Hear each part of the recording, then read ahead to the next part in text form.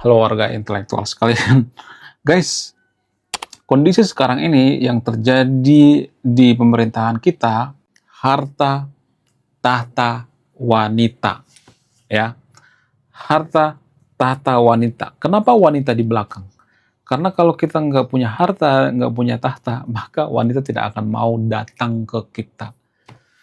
Nah, yang jadi pertanyaan, bagaimana dengan artis bernama Shelin? Jadi baru-baru ini kan lagi rame tuh di media sosial ya. Katanya ya Shelin ini diduga dapat aliran dana sekitar 500 JT. Wow.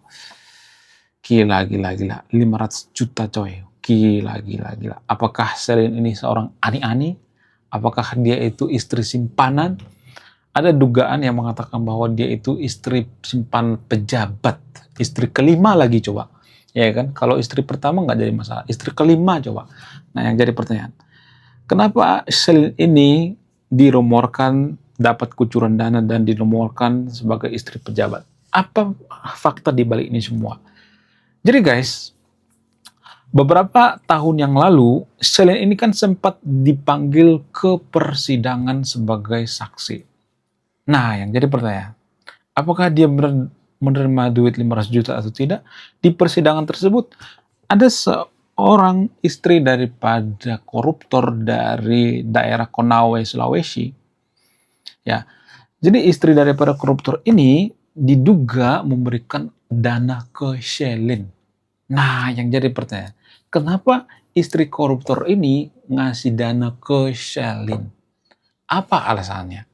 Apakah alasannya karena Shelin ini dekat dengan Pak Baharudin Kejagung? Apakah dia dekat dengan Jampidus sekarang ini yang kasus yaitu Pak Febriansyah? Menarik untuk kita bahas. Jadi di video ini kita akan kuliti, akan bongkar sampai ke akar-akarnya. Apa di balik ini semua? Kenapa kasus ini cocok banget dengan harta, tahta, dan wanita? Langsung saja kita ke pembahasannya. Mari kita kenyot.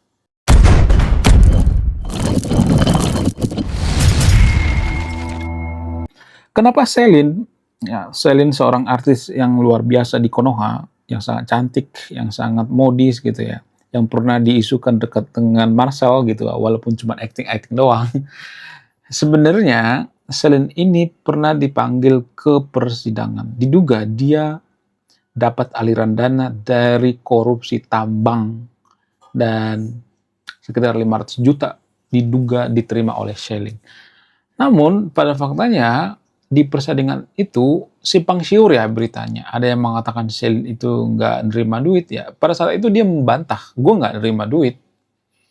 Ya. Nah yang jadi pertanyaan, kalau Shelin ini benar-benar nggak nerima duit, apakah itu benar atau tidak? Karena pada saat itu tidak ada bukti transfer.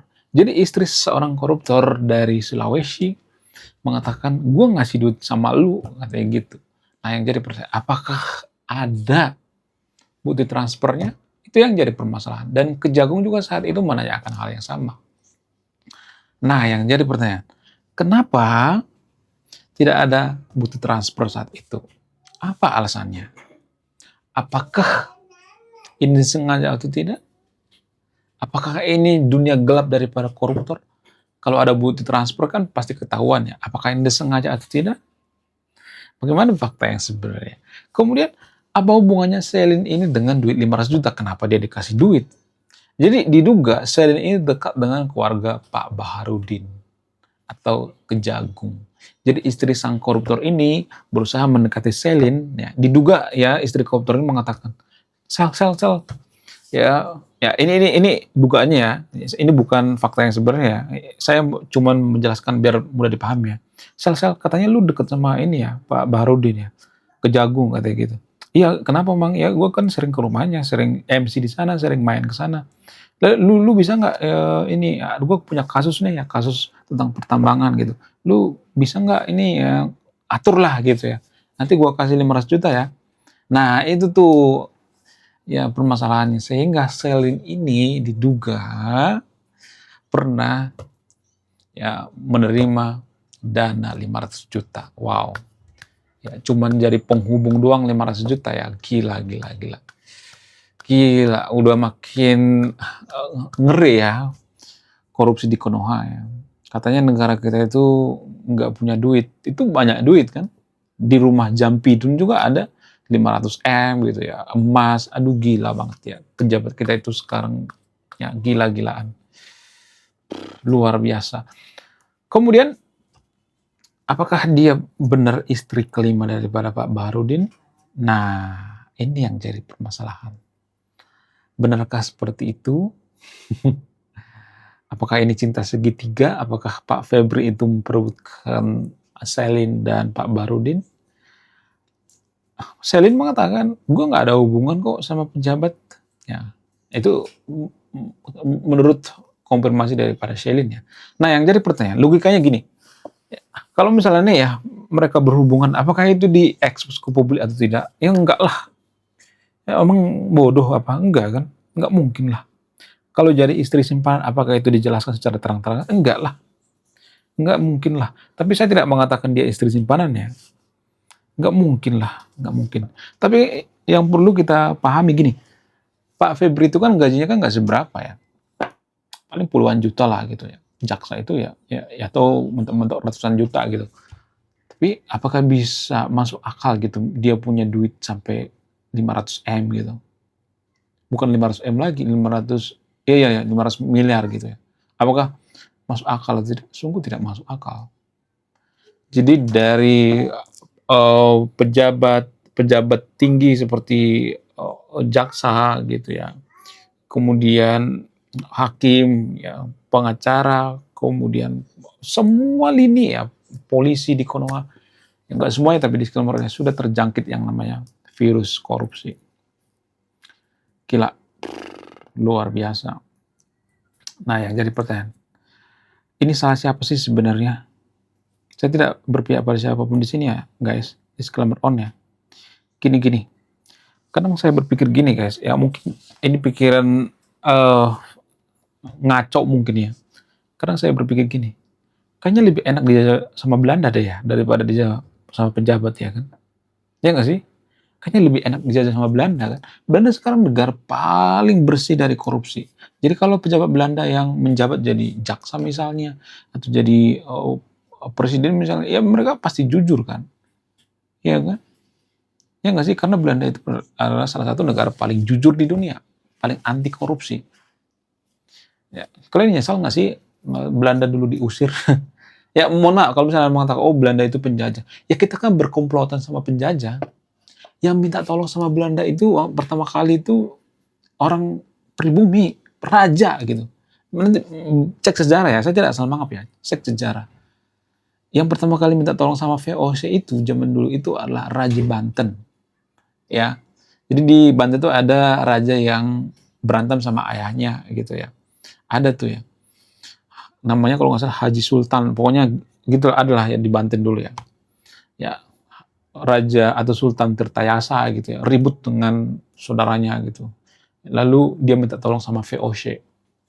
Jadi yang pertama kali minta tolong itu ya pribumi gitu. Ya jadi kalau ada yang mengatakan Belanda penjajah itu nggak bisa dilihat dari satu sudut pandang, harus dari berbagai sudut pandang. Itu berdasarkan fakta sejarah ya.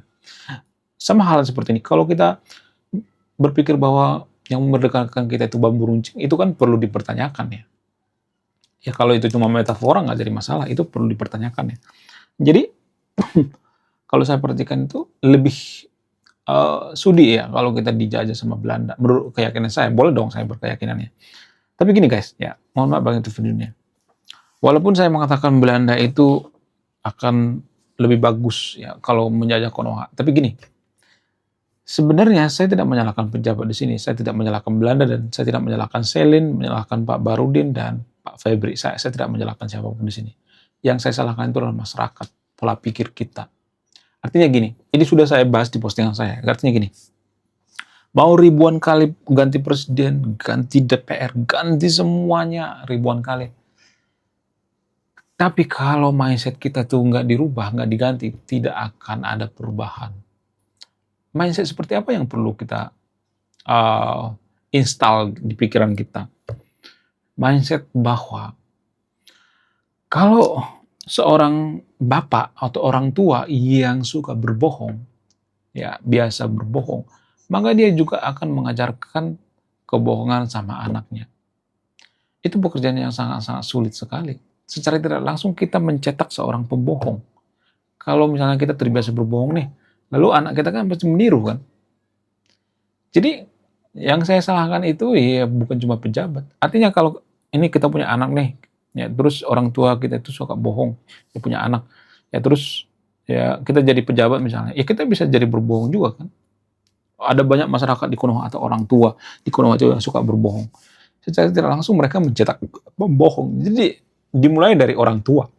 Untuk membangun suatu bangsa itu dimulai dari orang tua, bukan dari pendidikan, sekolah, SD gitu. Boleh dong ya, dari pendidikan SD sekolah boleh nggak jadi masalah, tapi yang paling utama itu pendidikan dari orang tua, itu yang paling utama. Artinya gini, di Konoha itu banyak orang yang pengen menghukum metong koruptor, tapi kalau mereka jadi pejabat mereka juga korupsi juga gitu. Jadi korupsi itu bersumber dari mana? Bersumber daripada masyarakat, dari pola pikir kita. Kalau pola pikir kita itu nggak diganti nggak bakal selesai. Ya misalnya ganti presiden 1000 kali gitu ya, kemudian reformasi 1000 kali gitu ya, revolusi 1000 kali gitu. Ya, tapi kita tidak jujur gitu. Masalah kita nggak jujur, nanti anak kita jadi pejabat, ya mereka jadi jaksa, jadi seperti ini juga gitu. Nggak ada perubahan. Ya, yang perlu dirubah itu adalah mindset, pola pikir. Ini harus diputus gitu.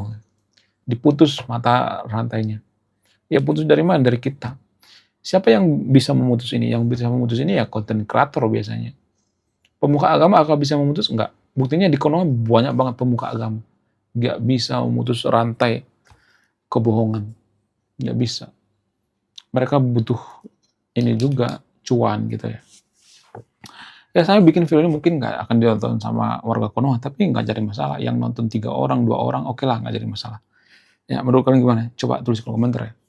Oke guys, sekian video ini. Terima kasih sudah banyak memahami. Saya warga intelektual. Salam rasional.